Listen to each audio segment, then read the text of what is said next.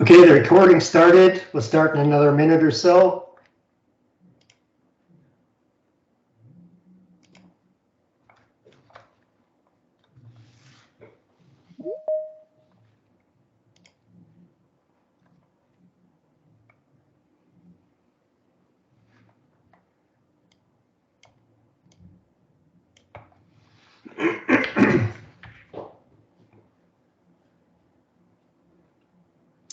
Okay, so we're going to cover topic 11 tonight, how to manage the value chain. And again, the whole purpose of this is to help you do your participation activities. So I've got some resources that you can use. You know, by the way, there's 2 additional addendums in the week 11 commentary, and one is to help you select a supplier for 11D, and the other one is to do a SIPOC illustration, and there's a document to help you do that for Tim Hortons. And we'll get to that when we get there, but I just wanted to let you know that that's there. And also the week 11 commentary presentation is up in under week 11 under weekly commentary, and it's been updated a bit today. So if you looked at it earlier, look at it again. It'll give you a few more slides and a little more background on where I'm trying to focus.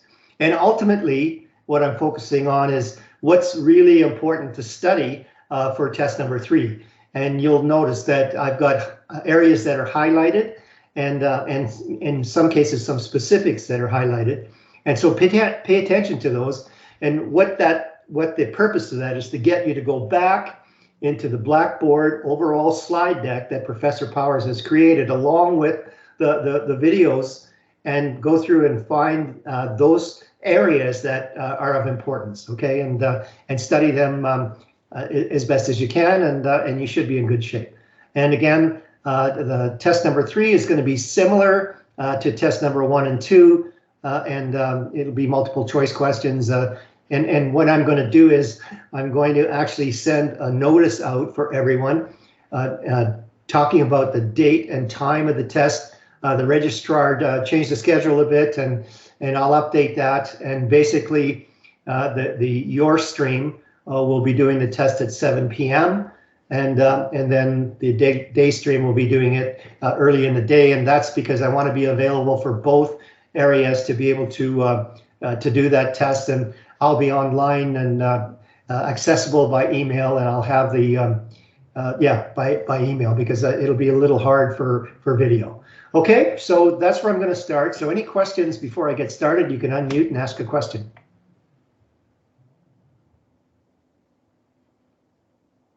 Okay, we're all good.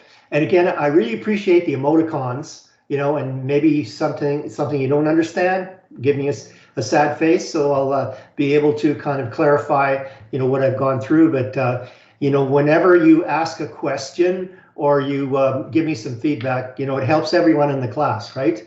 Especially if it's a question that you've asked, chances are there's 2 or 3 other people who would have perhaps liked to ask that question or were thinking about that area and needed clarification. So I really appreciate that if you'll help me out here, help me help you, okay? All right, so it's all about managing the value chain. And I can speak from experience around the value chain, because when I was in corporate development in the strategic planning for TELUS, when we looked at the overall plan of where you know, TELUS was going, because it was a newly formed company. I think I was employee, like I think 112 or something like that. And they wanted to take a look at where they were going to go. Well, the first thing that we put up was the value chain. And we decided, you know, which links in that value chain that we were going to be predominant in at TELUS. And planning, you know, as well as key strategic planning, it's all about as much what you're not going to do as what you are going to do. So I want you to keep that in mind, and that value chain will set the scene and set the context for a lot of things that you do in terms of having the most effective management principles and being successful, and overall creating competitive advantage. And let's not forget about triple bottom line, looking after society and looking after the environment, as well as being profitable in the organization, because if the organization is not profitable, you're not going any further. so profit translates into prosperity for everyone. Okay, so that's where I'm kind of taking you on this one, and we'll go through. I have a few number of slides that I want to go through, but again, when I pause or whatever, just please, let me know. If you have a question or whatever, and bring it out, and I'll be checking the chat, not so much on a regular basis because I've got a few screens going on here, but if you do want to put a question in, if I don't cover it in the webinar here, I'll be happy to put an announcement on Blackboard and share that information or the informational outcome. Okay? Okay, so you have something to do right off the bat, and those are individual things. So 11A, it's an assessment, so you need to upload your results of your communication style Pearson-Revel survey on topic 8, and let us know, like, how does this compare to the communication as you're working in your project group? And you should be working in your project group now, and all the other participation activities are group-based, and then your cupcake exercise was group, and all the other projects coming up except for the individual component of your project, and that you need to do yourself, and that's due December 1st. So that's the first one. The second one is, again, uploading the results from the Communicating Supportively Pearson-Revel survey from topic 8. And how does this compare, with your communication as you work on the project? And again, planning is all about establishing a baseline, right? And it's pretty simple. Where are you now? Where do you want to be? How do you want to get there? And where are you now is really important. It's the full context, because it gives you a sense of an audit of where it is that you need, because you may need additional skills, you may need additional resources to achieve anything that you place in your vision. So it really gives you a sense of where you are and how big that gap is, because planning is a gap analysis. And once you figure out where you are, and you put a lot of information or effort into defining the problems / opportunities, then the solutions just almost fall out in some cases. It becomes more obvious what you have to do. So all of these things that we're doing are going to set you up to be more successful, when you leave the college and you get into your profession and your careers. Okay, so if we look at, and I've adopted many of these slides, they come right directly out of your slide deck on topic 11 that Professor Powers has prepared. And on this continuum, we're looking more along the quantitative lines and the systems lines. And, I keep on hammering at this, that planning is all about a systems approach to establish what the patterns are, and an overlooking view of where the problems are and how and what context. And it's all about interdependencies. And if you have a systems view, then you'll kind of pull out what those key interdependencies are, and be able to create a better approach to be successful in terms of your vision outcomes that you're planning for. All right, so operations management, it's part of, that's where the value chain comes from. And the operations management is a transformation process, and there's several types of transformations. And what is that? Well, it's a process, and any activity or group of activities that takes one or more inputs, goes through a transformation, adds value, and then provides outputs to customers and clients. And but there's several different kinds, and we're going to kind of just overview over all of them, but that's going to sort of set the stage for where we're going. So the inputs are raw materials. They're relatively easy to identify in this transformation. If you take a look at milk, all right, so you take milk from a cow, and then you undergo a transformation, and you create cheese or butter, and it's those kind of things that we're going to talk about. Okay, so here's the big view, is that here are your inputs, all right, and this is an operations piece that sets all the activities that are required, and at some point in time, there's a conversion process that creates that transformation. And oh, by the way, it's controlled. So that means it's measured, right? What gets measured gets done. And then it sets a piece of outputs, goods and services, and there's a feedback loop. Well, one is basically, what did the customers think? Are they happy? Did they get what they wanted? Did it meet the criteria of your value proposition? Did it get there on time? All those things, and that gets back to the process itself. Okay, so here's the 6 typical transformations that's out there in the literature. So the physical one, we just talked about, using milk to create cheese.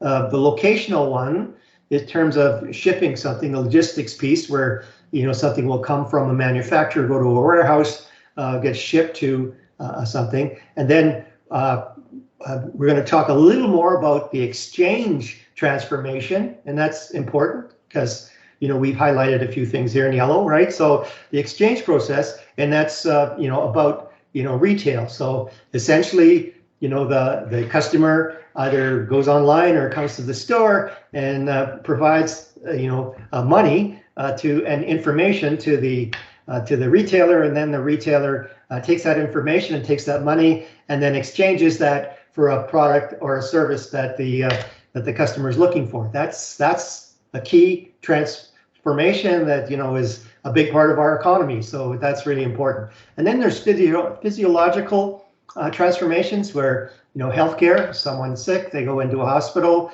they get operated on as the actual transformation, they come out and they're better. Psychological, in terms of changing the mind, and then informative, which is really key in our new economy, right? Especially in terms of what the implications are for artificial intelligence and how we communicate today's world on the World Wide Net and all the aspects of social media and all those kind of things. So there's many transformations involved in that informative category of transformations. Okay, so let's just reiterate, the exchange retail. So essentially, the customer provides input in terms of information and money and capital or whatever, and then the retail operation then provides the goods and services that the customer is looking for. So input of a customer, cash or credit, and then input of the retailer, a good service or a good product, and that's where that works. Okay, so we're going to get into the value chain, but the key question is, why do we need to know that? What do we need to know about the value chain in topic 11, and why is that so important? Well, for our first group activity, which is 11C, you're going to have to build a SIPOC or CPOC, and what that is, it's a framework, and it talks about the suppliers, the inputs, the process, the outputs, the customers, and you're going to need to do that for Tim Hortons. And so basically, it's a high-level view of a process, and what are you looking at? Well, in terms of suppliers, you're looking at a person or organization that provides that input to a process, and then the inputs, well, those are the resources that go in terms of labor and materials and raw materials, and then the process itself. And guess what? The value chain really depicts the process, and so that's why we're going to talk about that before we actually get to asking you to do a SIPOC for Tim Hortons. And then there's an output involved, and then the customer organization that receives the offerings, either products or services. So that's what you're going to have to depict. And again, what I did was I actually put a document under or posted a document under topic 11 commentary and about what is a SIPOC and how can you go through the steps. So that should help you as a team to be able to get where you need to go. Okay, but why are we doing this? Okay, so now it's going to become evident. Well, if you do the SIPOC, you get into the thinking around and a systems view of what's there in terms of the business, and just take a look at considering that's really key of a part of a business model. And then the first question you ask, well, how can we make the value chain leaner? And so we're gonna go through this value chain before we get to the SIPOC, and we're going to talk about Michael Porter a lot. And I see I misspelled Michael, but but we're going to get there. And when we say, how do we make that value chain leaner, what we're saying is that how do we make it more efficient and how do we make it more effective? Just like lean manufacturing. It's basically how do you get down to the essence of the process, you minimize the amount of inventory, you drive quality all the way through that process to the end point, and that's how you make the value chain leaner. That's how you make the the manufacturing process, which is a value chain, more leaner. And then how do you make the process easier? So if you know who the partners are, in terms of the players in managing those inputs as it goes through the transformation and then beyond, then you'll have a better sense of how we can make this process much easier. And the best concept around that is to consider that in a process, we have an internal customer and we have an internal supplier. And between the internal supplier and the internal customer is a handoff.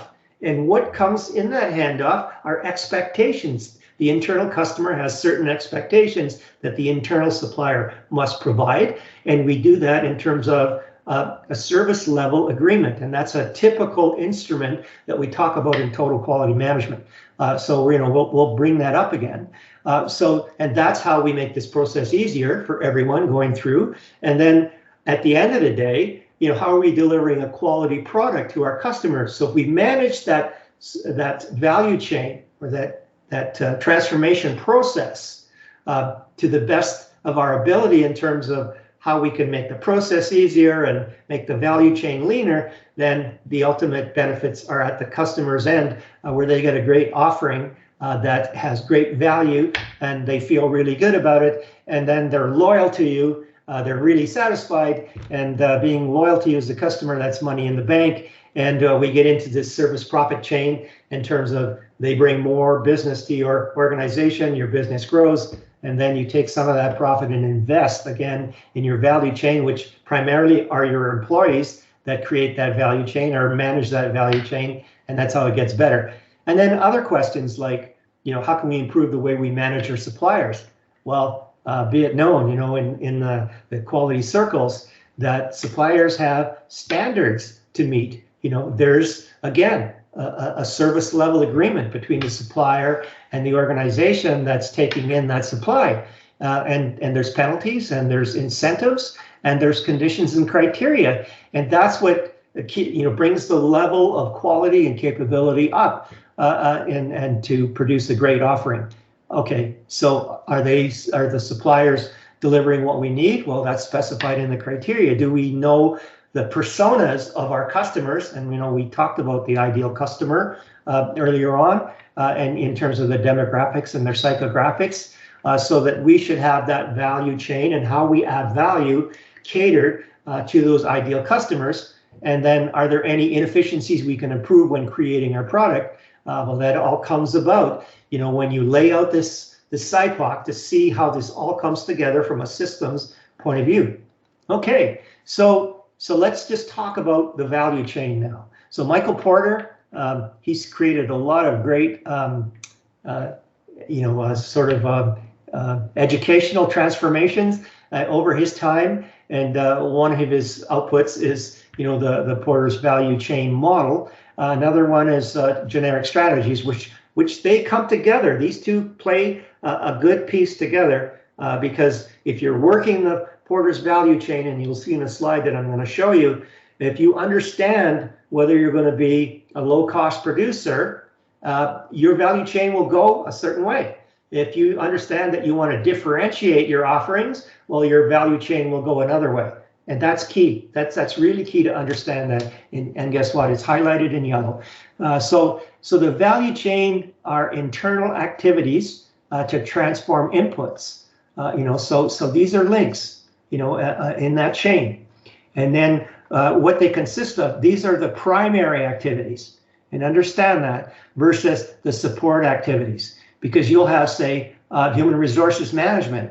Well, it's sort of a function that will support every one of those links in some way in that value chain. The firm infrastructure will support, every one of those links. Procurement and maybe supply chain now. If procurement's more of a functional nature of the overall supply chain, but the supply chain management will make sure that it supports along the lines here. And then, of course, technology.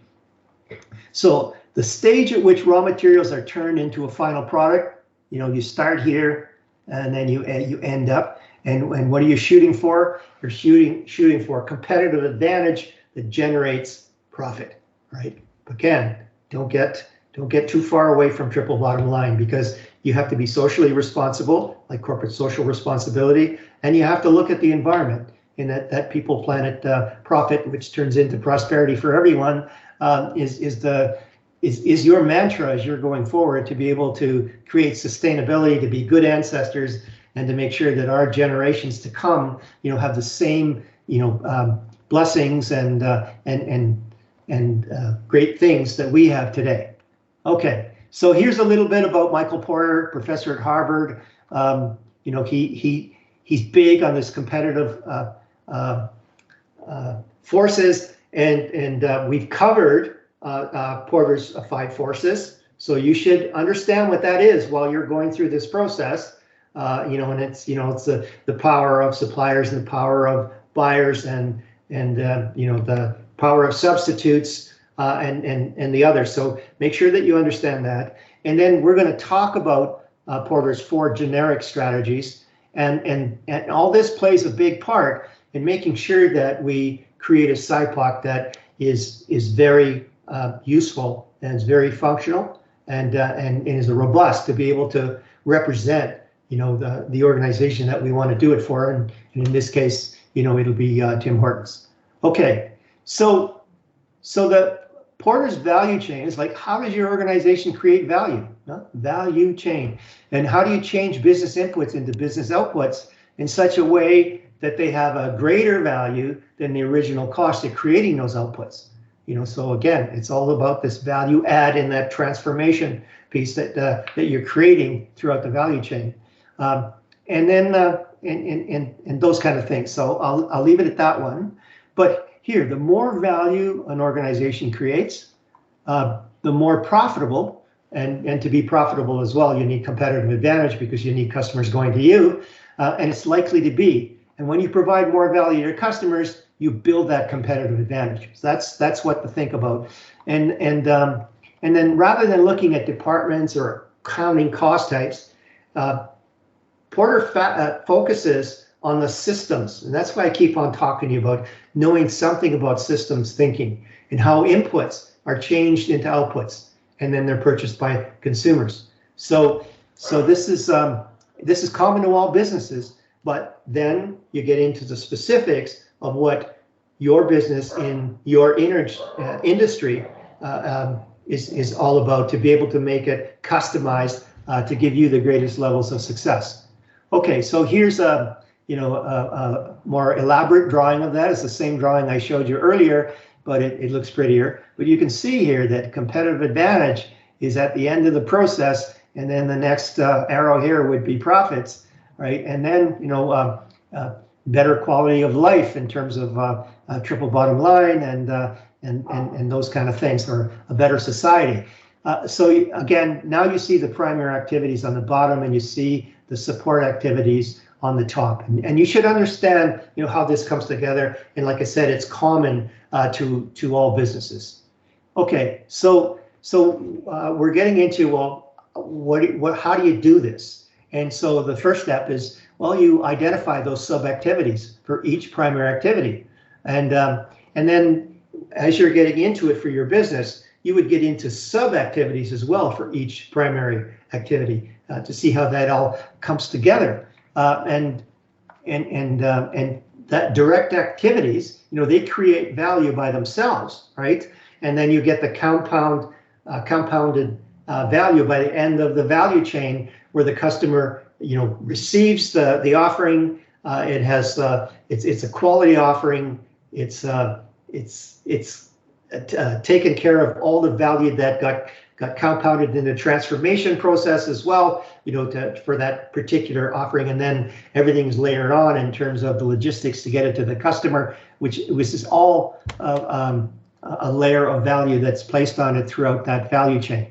Okay, and then you identify those sub-activities, and then you show how they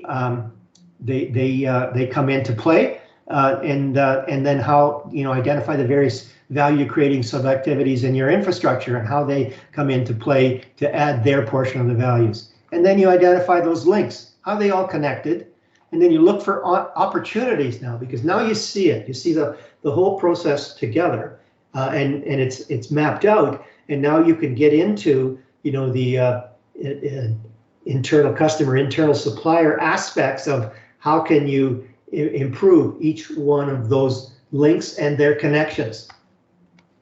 Okay, so here we are, a little more of a yellow highlight. What's the approach? Well, your organization's value chain should reflect its overall generic business strategies. So now I'm taking you from the value chain to Porter's generic strategies.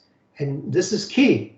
So when deciding how to improve your value chain, be clear about whether you're trying to set yourself apart from your competitors as being differentiated or unique, or you simply have a lower cost, because that value chain will change based on those two perspectives. And so know which one you're doing.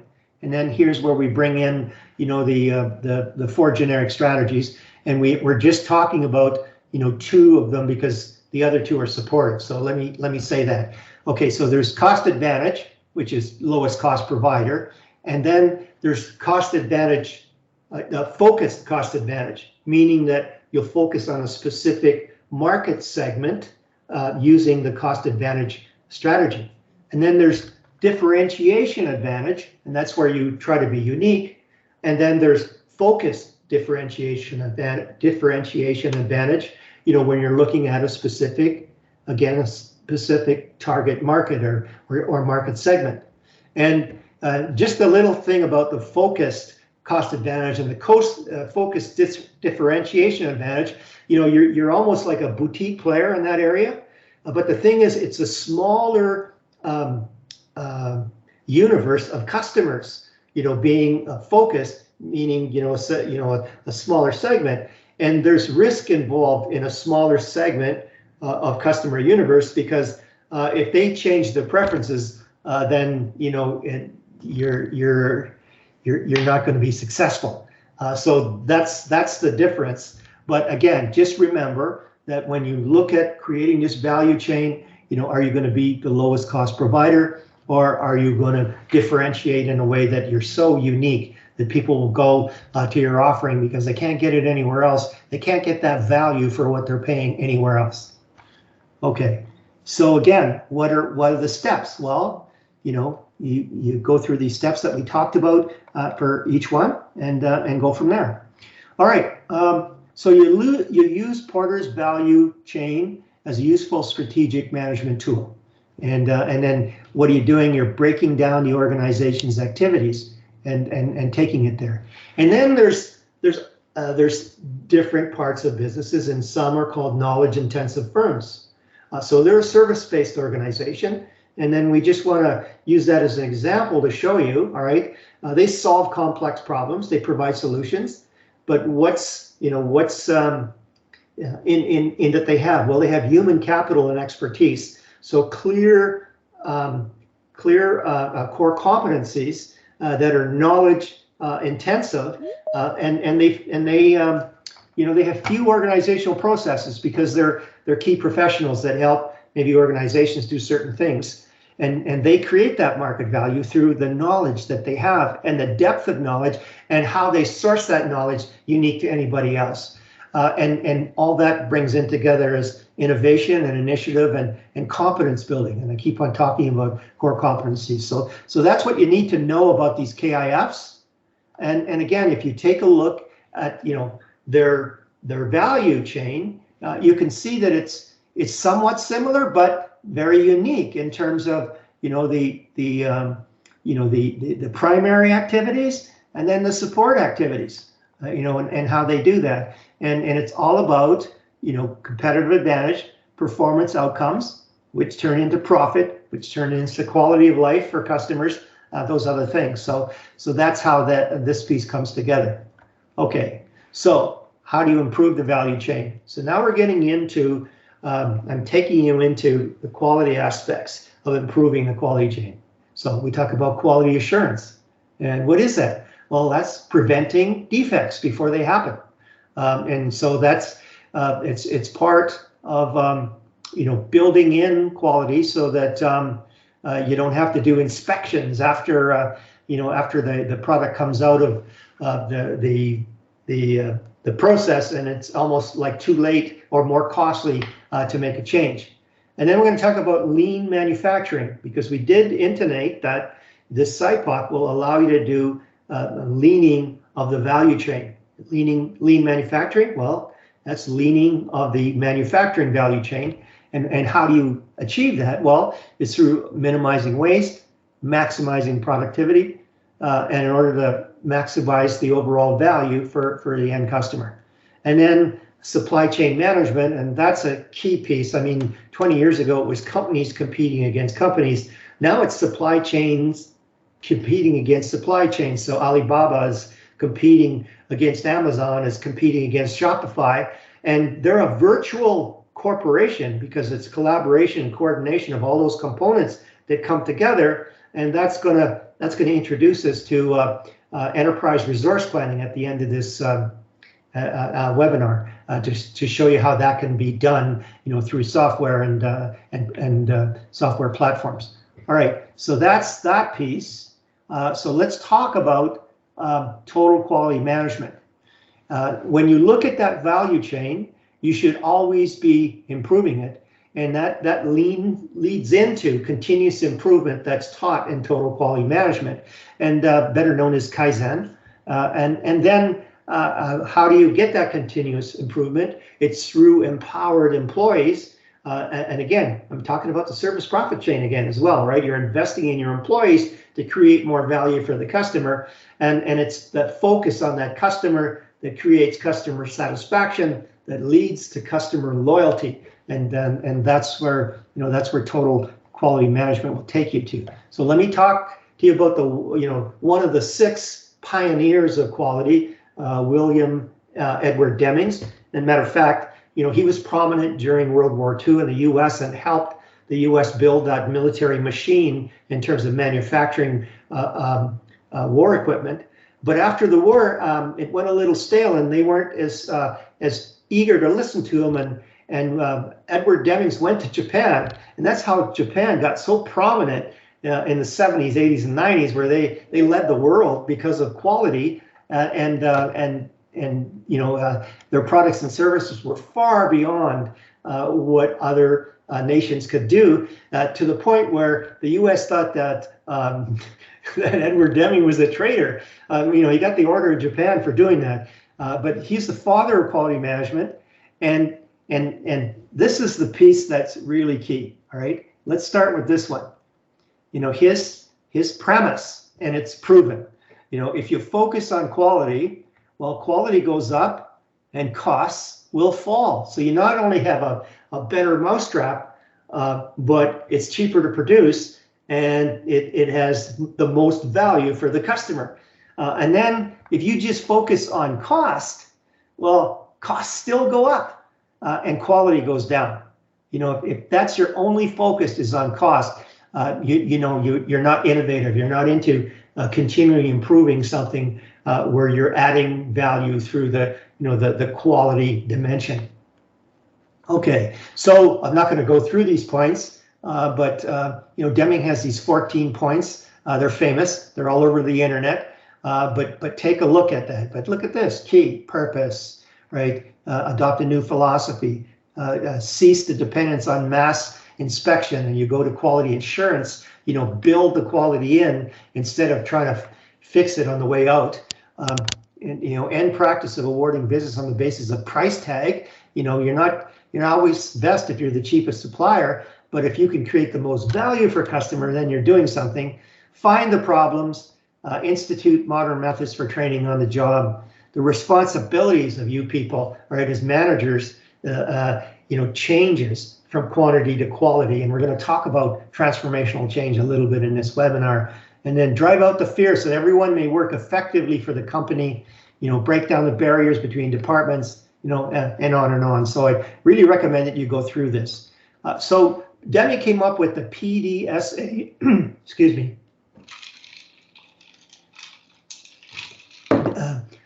Deming came up with the PDSA Deming cycle. And this was all about continuous employment. So what do? You plan to do something, then you do it, and then you study how the performance went, and then you change what you need to do and in terms of acting. And then you're planning again. And that's how quality circles work in operations, where you'll have a group of people say, let's talk about maybe the Honda plant in Alliston, Ontario. Well, every shift has certain quality circles, depending on the functions on the assembly line or whatever. And at the end of the shift, what they do is they take a look at their measurements, what gets measured gets done, and try to come up with innovative ways to improve every little piece of what they're doing. And that's the plan, do, study, act approach after every shift.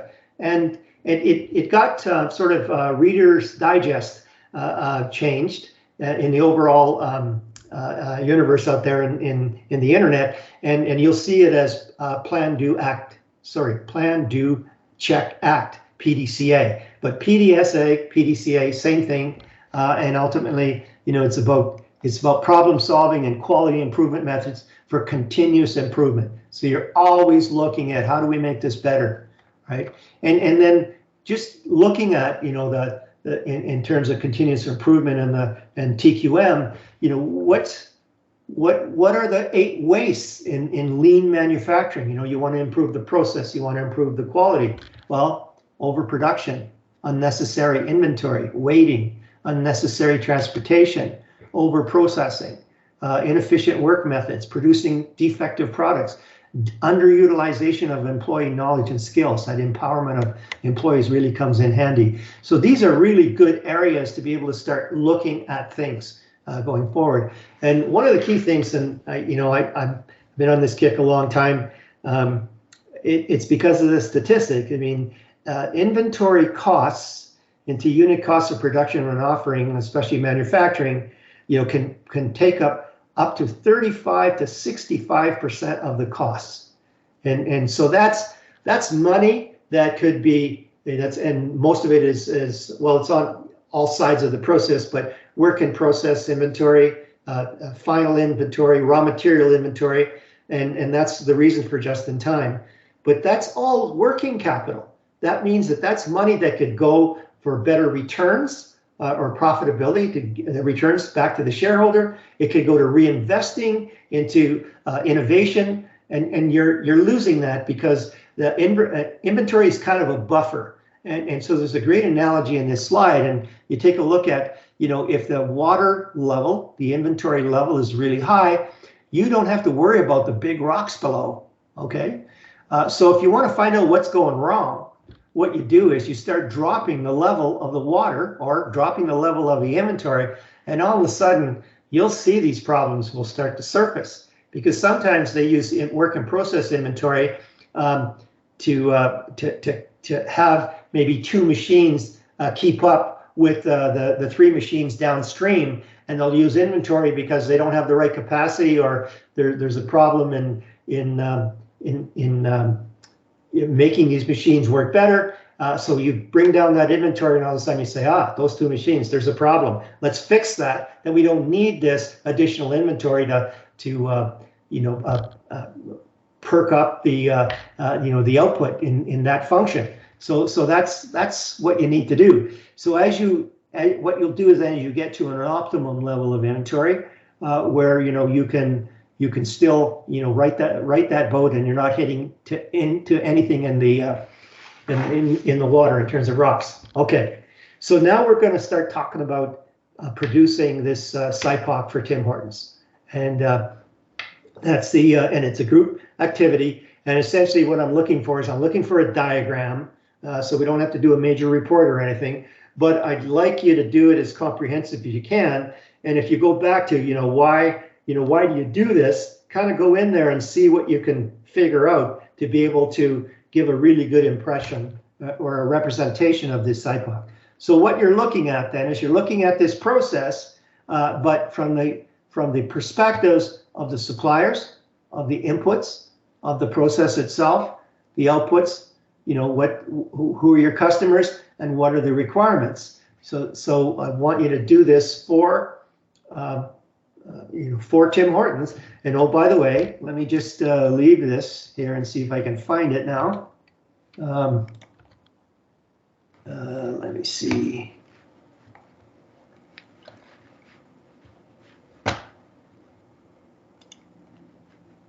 That's not going to work. Okay. I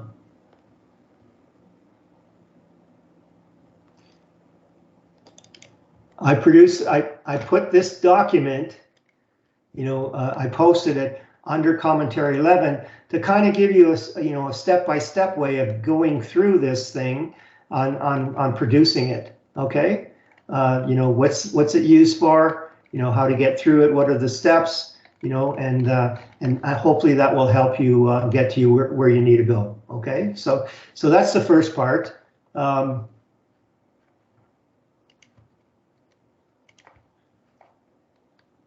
But I wanted you to kind of, this is, it's not inside the topic, but I wanted to make this point about, take a look at Dr. Alexander Osterwalder's business model canvas. I introduced you to his value proposition canvas, now introducing you to the business model canvas. And if you take a look at what's in here, and this is, and why I'm so hepped on this is because I did a lot of work helping mainly small businesses, but small and intermediate businesses through federal development. They have these community future development corporations that they're basically character lenders to businesses. And I've worked with a lot of their clients. And what I found was most business owners have no idea what their business model is. And within a half a day, I could sit down, because this is a one-pager again, and we could identify who their key partners were, what their key activities are, and that's the process in the SIPOC, what their key resources are, that's another thing in there, what their value proposition, who their customers are, how you're getting there, what's it costing you to do this, and where are you making money? And within half a day, all of a sudden now they, it was, an epiphany. It's like, whoa, I really understand this business, and now I can show this to my workers. So I wanted you to, just Google that, look after business model canvas. But that in itself will kind of give you a little better idea of how to do this SIPOC diagram as well. Okay, and again, I'm just reiterating, this is what it's going to do for you. That's why we're asking you to put this together, and that's why we covered, the value chain right up front, because the first key thing to, what are you trying to do when you do this SIPOC diagram? Well, you want to make the value chain leaner, bigger, faster, better, all right? And how can we make this process easier, and all those other questions that I went through. And again, here's, this is just the steps that were put in that article that I posted in your piece. And then there's the final group activity, 11D, and where you're going to have to do a characteristics of an effective supplier for Tim Hortons. And now I'm going to take you through a few slides to be able to help you do that. And oh, by the way, there's another document that I put in there that's it's basically a criteria for selecting a supplier. So that in itself will help you as well when you go through that, and that's posted in the week 11 commentary topic 11 folder, okay, in Blackboard. Okay. So again, what is it when you're choosing a supplier? It's really key, right? And let me just go back to, supply chains. Let's talk about Amazon. All right. So I ordered a portable hot tub from Amazon, but it was a supplier in Florida that had, that supplied this to myself in Canada. Well, lo and behold, when that hot tub left Florida, somewhere in British Columbia, it got stolen, right? And I'm left on the lurch because that supplier couldn't do anything for me. but I bought it on Amazon. So who am I looking at? Amazon, right? So if you have a supplier that is not aligned with capabilities and your culture and everything else, well, then they're affecting your brand, regardless if you're a small business owner. You know, if you're Tim Hortons and you're making submarine sandwiches, and your vegetable supplier gives you lousy rotten tomatoes, then they're not going to go to that supplier and say, "Oh, that supplier did rotten." No, it's Tim Hortons. You supply or you produce submarine sandwiches that have rotten tomatoes, and there goes the brand. So that's really key. So you need to do a supplier analysis, and you need to have criteria, and you need to put them into good solid agreements, and then you need to manage the number of suppliers, because if you have too many suppliers, then the cost of management and the resources and the effort that goes into it can be out of control, and that will not allow you to work in other areas of your company. So you got to be really careful about that. So we're going to talk about these areas as I give you a few more slides going through. And so this is what you do in the identification and selection, is that you look at a few suppliers out there, and then you establish qualifications, and then you develop an initial list from those qualifications. So you've qualified certain suppliers, and then you issue a request for information. Now I'm talking about larger corporations, right? But still, an RFI is a request for information, and what you do is you query your qualified list of suppliers as to what's important, and how they could help us, as an organization. And then you get that information from them, and then you produce a request for proposal. And the reason why you do that is formalized, because then you can do a lot of formal things from there, like issue a contract, or set up these service level agreements, set up the key criteria of how they're going to perform, and measurements and all those things. So the RFP really gives you a platform to work from. And I'll just give you a little bit of information here in terms of, so I've applied, I've done 50, 60 responses to requests for proposal. And here's something that maybe might help you. But I've only done one request for information. I only got a request, and lo and behold, I went all out doing this request for information, and put a lot into it. And when I finally saw the request for proposal come in, it had most of my information that I put in there. So what did that do? It made me the best qualified respondent, and I won that request for proposal. So don't look at a request for information as a waste of time. It's a way to position yourself as a trusted authority on what you're doing, and that'll go a long way in helping you win that request for proposal. Okay, so it's an evaluation process. You develop that short list, and then you go into supplier selection. But when you do that, what are you doing? Well, you're detailing the agreements of service levels, what they're going to do, and the contract around that service level, in terms of an incentive. If they do something really good that brings you more value, they get rewarded.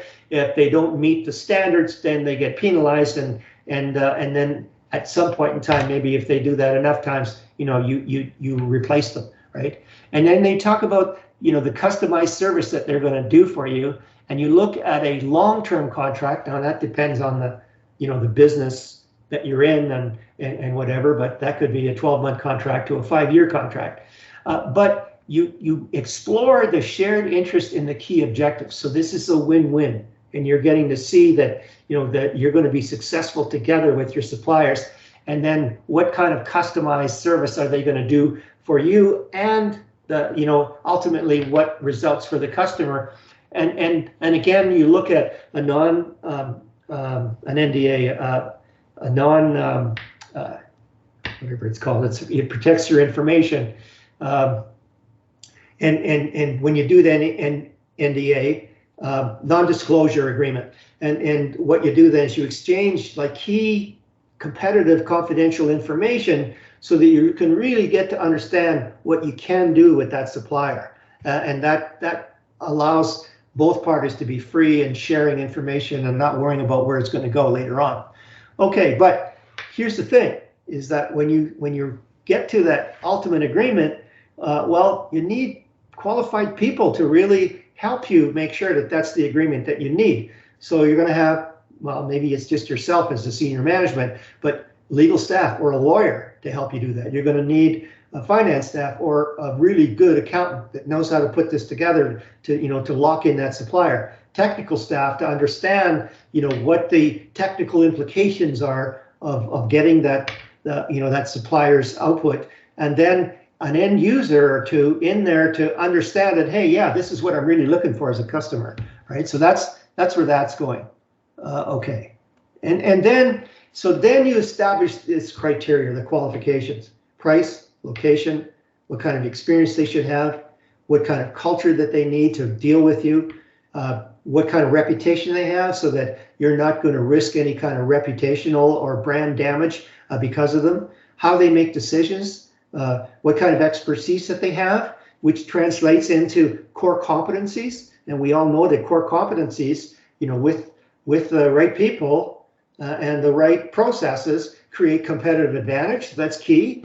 What's the supplier's industry specialization?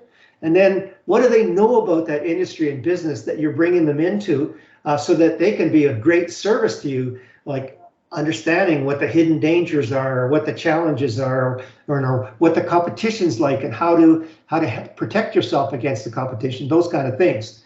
So then you establish that scope of work of that supplier. So, what's that supplier equation with customers? What are they going to do to give you the most value in your value chain, to be able to provide competitive advantage and set you apart from your other competitors? And how does that supplier fit, with your organization's corporate culture? And this is key. So just let me give you a small story about that. I spent a lot of time or years on credit union boards, and I was on a particular credit union in Calgary, and what we were looking at was trying to get bigger in the market, and we looked at merging with a credit union in British Columbia. Okay, so if you take a look at cultures just provincially, Alberta is pretty well freewheeling, little bit of a cowboy mentality, and the British Columbia are more traditional. They're more environmentally conscious. They're more cautious. But we thought, oh, this is a really good mix, because the two CEOs of the organizations, they really got along well, and it looked like we approached the customer in the same way. But someone had the wisdom to say, okay, well, before we merge, before we go through all this, legalization and everything, let's just come together as a virtual company and see how this works for a year. And guess what? We had totally different cultures. People in BC, they made decisions much differently than the people in Alberta, and approached the business in a different way. And we had a cultural clash that we never would have uncovered if we didn't, if we wouldn't have done this virtual company. That I'm only telling you this to emphasize how important it is to, someone says, yeah, I can do it that way. Oh yeah, no problem. That's what we're all like. But you got to validate that when you're going to bring in a supplier. Okay. And then here's one other key. So you're a great organization.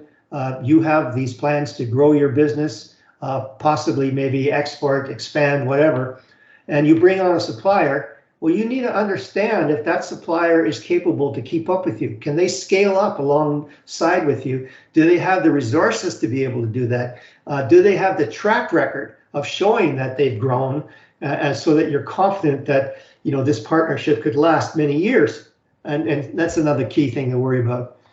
So in that request for proposal, you're talking about priorities of the business. You're talking about the purpose of your business, the deadlines that you need to achieve, the format in terms of how the response comes through, the criteria of how that supplier is going to meet your needs, the contract details themselves, the contract terms, any kind of implicit or explicit warranties, what kind of remedies if they, if they don't meet certain performance standards, how they, is there going to be maybe a third party arbitrator on certain issues, their expected pricing approach, can you get a volume discount? So I'm giving you a whole pile of things to consider when you do your one pager for 11D on getting that list of what to look for in a supplier. Okay, so again, this is right out of the slide deck out of Blackboard now, Professor Power. So competitive bids, the number of suppliers, choosing suppliers during the concept development stage, and give the supplier responsibility for process development. So you may be a burgeoning business, you may be developing in a particular area that you haven't gone into, and you'll need a supplier to help you.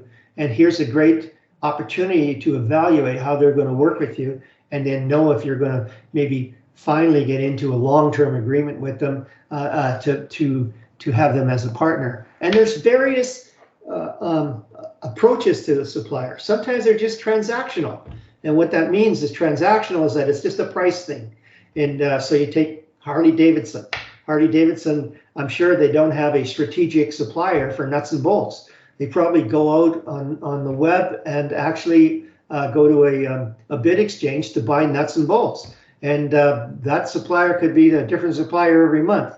But that doesn't matter because the quality is standard and no problem. But if you have a supplier that supplies a component or a logistic that's key to the core value that you're producing for the customer, that's a different story. And really what you want to do is then perhaps have a strategic alliance or a profit sharing agreement on producing that, because now you need that alignment to be able to do what you need to do. So those are the kind of things that you need to look for when you're choosing a supplier. So the closeness of the relationship depends on the context, and then you need a plan together. You need a forecast together. You need to replenish together, and you definitely need effective communication and a way to share information. Then again, sharing information and monitoring performance. That's why we're going to talk about an enterprise resource planning software platform at the end of this webinar. And then how well does the chain respond to unplanned events? That's something key. So in your value chain, you have a few suppliers, and do they have the same resilience? Do they still have the same tenacity that your organization needs to be able to stay on top of your market and manage the market share that you have? And again, you need to satisfy that through monitoring particular key performance indicators to make sure that things are happening the way they need to. And here's a whole slew of different areas of measurement that you may have to get into with key suppliers. Okay, so now I'll just tell you a little bit about what's highlighted in yellow here, the Keiretsu.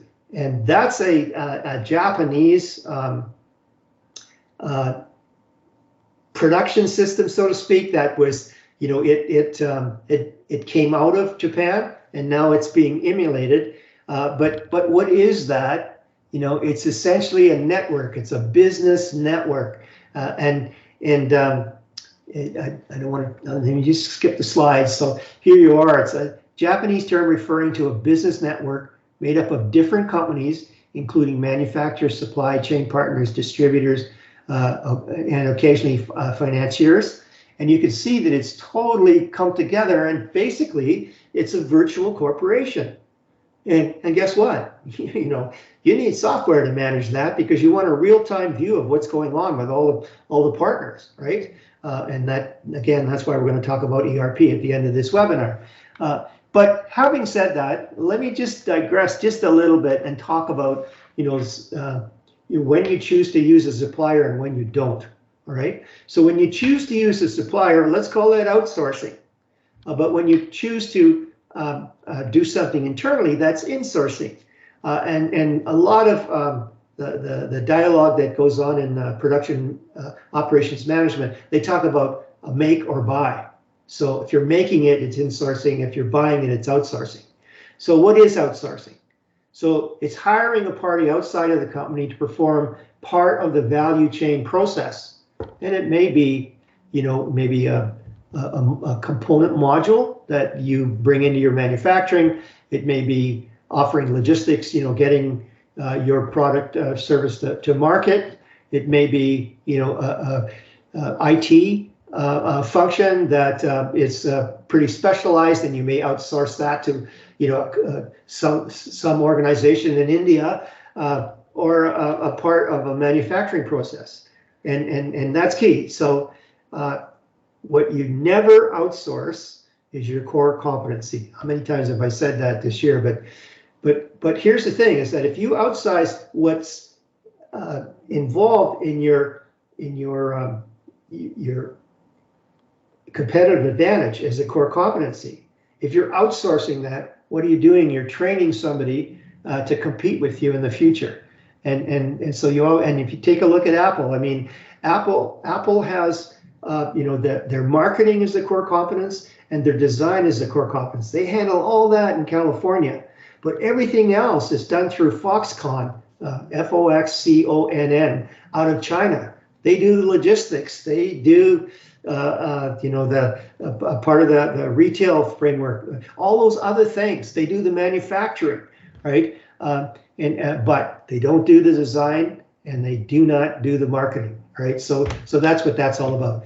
And then, make or buy. So we talk about make, that's insourcing. So using an organization's own personnel or other resources to accomplish a task that may have been previously outsourced, or you're doing it all along in your value chain process. Okay. All right. So we talked about Kritsu. Here's just a little more on that piece. But now we're going to get into supplier evaluation. I pulled this slide from another course, but it's not the weighting, that I want you to worry about. It's the actual criteria, that when you're evaluating a supplier, what are their research and innovation skills? What are their production process capability? What's their distribution and delivery capability? How about quality systems and performance? Are they located close to you? Do they have the financial strength to stay in the business alongside of you, even though the economy is going up and down? What kind of information systems capability do they have? Can you tie into them, maybe through e-procurement or through an ERP process? What are they like in terms of ethics and environmental compliance and culture, right? So here's a few more on the piece of criteria. And then, okay, I'm flipping back and forth, but, talking about the different types of suppliers, again, I need to talk about business integration strategies. So there's two kinds of business integration strategies. One is a vertical integration, and the other one is a horizontal integration. So let's talk about Tim Hortons. So if Tim Hortons wanted to backward integrate, in vertical integration, backward integrate, they could very well take on coffee plantations and get into the coffee plantation and coffee growing and processing and logistics business. And for various reasons. One, it could be maybe it's the best coffee grown in the world, and they want to get in on the market and capture that key resource. Or maybe the pricing in coffee is just so erratic that they want to control it, so they'll have a consistent price of coffee. There's various different strategic reasons why a business will backward integrate, and a lot of the times it's to protect supply and to gain competitive advantage, no doubt about that. But then they could integrate forward. And how could they do that? Well, they've done that. If you take a look at it, you may go to a grocery store and you'll see a Tim Hortons kiosk in there, and that's their way of getting further into the the retail area. so that their vertical integration process is forward going through. In terms of horizontal integration, well, actually, Tim Hortons is part of a horizontal integration scheme. I think they're coupled up with who's the burger place? Wendy's, right? So if you take a look at new locations of fast food places, you'll see a Wendy's and a Tim Hortons basically in a divided building. And there's all kinds of strategic reasons for that. One is that they're lowering the cost of prime real estate for access, and then they're getting economies of scale on design of buildings and economies of scope on how they bring their logistics to satisfy two different but yet in the same industry type of businesses. So that's a piece of horizontal integration. So again, what that gets back to is that based on what you're doing, it may be because in some cases you're not happy with the suppliers that you can get, and you will do vertical integration to get beyond having to deal with a particular supplier or for other reasons. But it's mainly why we're bringing this up now is to again give you a sense of where the supplier issue comes in. Okay, and then just understand that in supply chain management, you're building a chain of suppliers, and some supply chains have hundreds of partners on there. And what you're doing, you want to get this together as a well-oiled machine. Alibaba competes against Wayfair, competes against Amazon, competes against Shopify, and so that you need to look at every aspect of that supply chain, which is really representing a value chain, right? Okay, and then inside of that supply chain is the logistics, and that's where most of it all happens. But on the overall, there's data analysis and planning, and three things you got to know is that, let's just say, offerings go one way, money goes the other way, and information goes both ways. Those are the three main things that you got to look at in supply chain management. Okay, so there's the information. Here's the forward logistics and then reverse logistics. And I think you got to really understand reverse logistics as well. It's known in many cases as backward logistics, and it's becoming more and more prevalent, more and more prominent, because that's the full meal deal. So you buy something from Amazon and it's broken, so there's got to be a way of sending that product back through Amazon right to the originator so that it gets serviced. That's backward logistics, reverse logistics, and then return to you. And the service aspect is really kind of amplified the need for reverse logistics. And again, you need to understand that and how that all increases, your business success.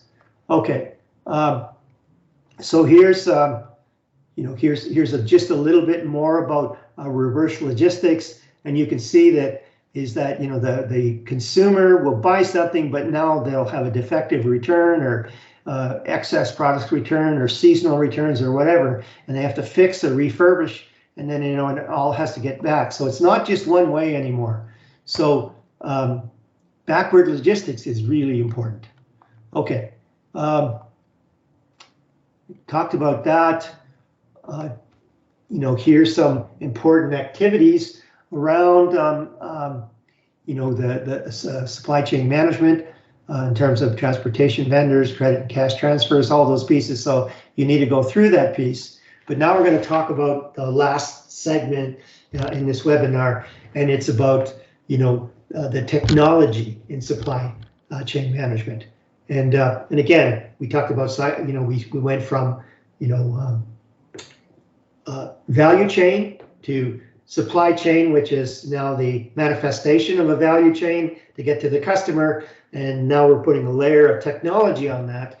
And so we need enterprise requirement planning, and which is known as ERP, and it's the software that binds everything together. It integrates the finance, the human resources, the logistics, the manufacturing, the management of the overall supply chain, the customer relationship management. So a CRM is tied into the ERP as well. And I'll give you a little bit of information around that piece, but it's so crucial, in today's world.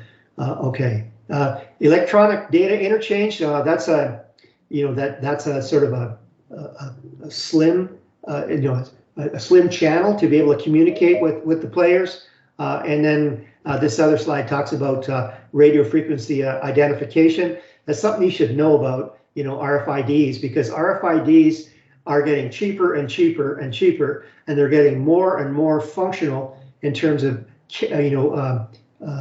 accumulating knowledge, and actually to the point where they can transmit knowledge to a receiver, so that as that technology improves, it's just, the logistics part of the business is just going to get more and more capable to be able to know exactly where something is and how it's feeling. Like maybe a refrigeration compartment, it's transmitting that the refrigeration system is starting to decline, so people can respond to that. A lot of security implications, all those things. So that's what's coming your way. But we're going to talk a little bit about enterprise resource planning, or ERP systems. And what are they? Okay, it's a system, and it attempts to integrate all functions across a company to a single computer system, or a server. And the key word for that is integration. And what is it? Well, it integrates key customers and suppliers. So this ERP, through a CRM, or a customer relations management offshoot software, will allow the whole supply chain to understand who that customer is, what's really important to them, what's what they can look forward to, in the future supplying to them, all those good things that you want to be able to develop customer satisfaction and customer loyalty, so that the implications are enormous, and a lot of the benefits are not tangible. It's all these offshoot benefits that you start deriving from an ERP. Okay, so it provides an integrated database and custom design report system, and that's key, because if you got a problem, you can actually design a report to solve that problem, right? And it adopts a set of best practices. And where does that term come from? TQM, right? So it's got all the quality built into it. So it integrates financial information. It integrates customer order information. It standardizes. It speeds up the operation process. It reduces inventory. That's 35 to 65% of costs. Standardized human resource information. So, it's a big part of supplementing the value chain, and a key component in that in today's world. It's a single source of data, and a lot of the problems of having multiple suppliers is having corrupt data, because everybody's got a little piece of the data, and nobody's nobody's drawing from the same set of data, and that's really key in terms of data integrity. And it's a real-time system, like I said. It increases productivity. The operating costs go down. It's just a great vehicle for internal communication and foundation for continuous improvement. And that's why we went through, the quality side. And so you get good customer service and order fulfillment, improved communication with the suppliers and the customers, enhanced competitive position, increase in sales and profit. So there's a lot to be known about that. So I just wanted to share a couple of things with you. We're kind of running out of time, but I wanted to give you a sense of this ERP, especially in your business cohort, coming through the college and then getting into the management side of our world, for another 25 years, with AI and robotics and all those other things coming, machine learning. This is the new, it's the new age of business management for you. So there's great opportunity there, is what I'm trying to say. And so how does that how do you get enterprise integration? Well, first you realize, what is it that you need? And then, okay, so then you have to replace what you have for the new system, and then you need to operate it. And guess what? You need to train and develop people to be able to operate it properly. So, there's major challenges. There's limitations to some of the technical capabilities. So it depends which ERP company that you work with and what their specializations are that are compatible with your business requirements. The cost of implementation is crazy, and changes in employer responsibilities, those kind of things. So with those changes, I remind you to this change curve that I told you about. This is the the valley of destruction, as Anderson or Accenture used to talk about. So you know that when you start bringing in a big system, okay, you'll get some improvements, but then all of a sudden people start thinking they're losing something and it's not quite working. So the performance of the organization goes down before you go up. And when you put, especially an ERP system, if you're a large corporation, it could take 2 years to put that ERP into place. So you got a lot of problems in this little time window here going on. So you need to work on the resistance of change and the incessant or resilient or tenacious implementation of strategy and execution going through. But look at 53 companies out of 63 reported annual savings of over 5 million, with the median at 1.6, and 9 companies account for 73.4% of reported savings. So there's money to be saved, and there's execution improvement that translates into profit and like customer satisfaction, loyalty, and profit. So there's a lot to be gained from that. But I'll just get you into, we talked about project management. This is key in this thing, and you're going to have to redesign jobs. It's more than just training and communication. It's a whole change in mindset. You need a great sponsor to be able to drive that, and the resistance from the workforce is the most significant obstacle. So here's the process to go through it. It takes 12 to 18 months or even longer to implement. And I'm talking about SAP because I experienced the implementation of SAP and TELUS when I was there in the 90s. And it took over 2 years, two years, something like that, to get it through. But you wouldn't believe there was hundreds of IT systems that this SAP software had to connect to, and it was all in the interfaces. Can you imagine? Hundreds of interfaces had to be developed so that SAP could talk to all the systems that were in TELUS. So it's no, it's not some neat thing to be trying. And look at this, an average of 35 million would cost a large organization, to go to SAP's platform. But here's the good news for you, right? SAP employment opportunities in Canada. Look at this. You could make somewhere between 70 and 125,000 a year. Average hourly rate of 45 bucks a year. But look at, here's some stuff that I pulled out, of recruitment. Here's the pay range, 106 to 153. You could basically write your own ticket, especially if you're an accountant with IT experience. Man, to be a practitioner or a consultant in that area is fantastic. Here's some jobs that I pulled out. Consultant, 103 a year,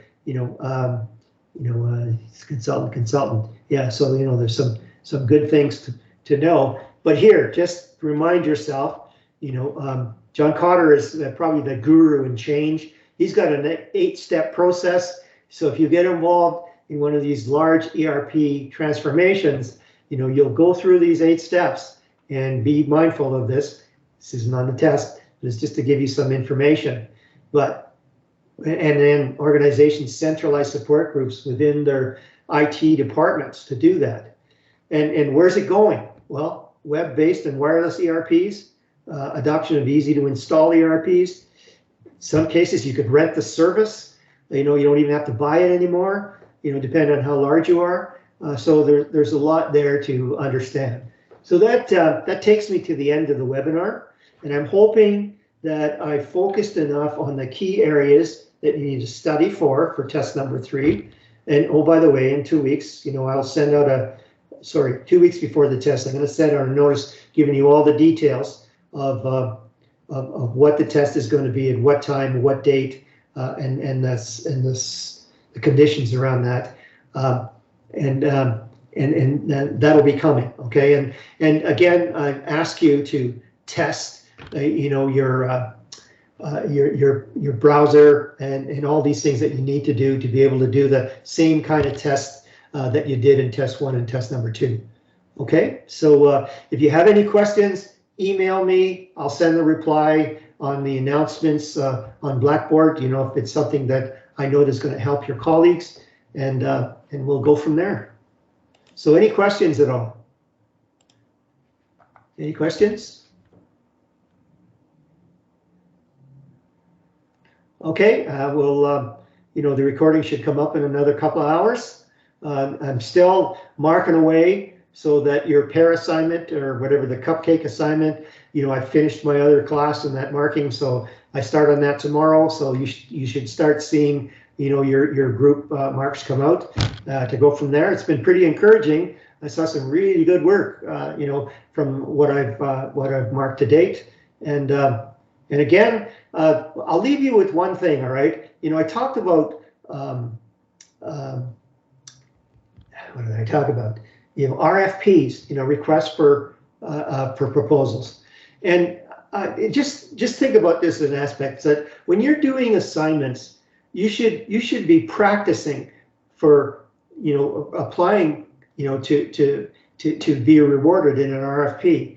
And what that means is that, understand that, make it easier for the evaluator to realize what capabilities you have. Make it easier for the evaluator to follow their instructions, so they can see that you're getting to the deliverables that were expected.